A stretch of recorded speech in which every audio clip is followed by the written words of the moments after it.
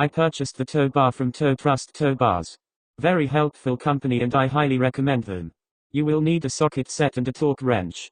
The tow bar comes with instructions, and to ensure all warranties, the nuts need to be tightened to the correct torque setting. I purchased a Silverline torque wrench and it is a superb piece of kit.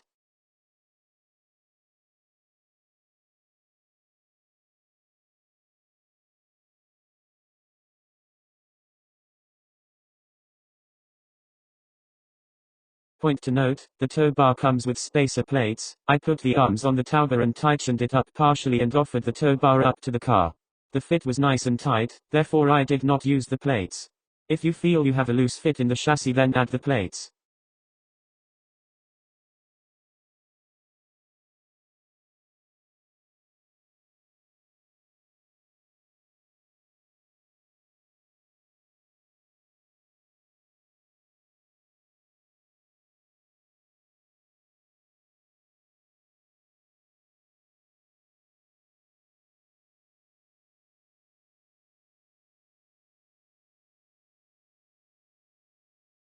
Ensure all nuts are tightened to the correct torque.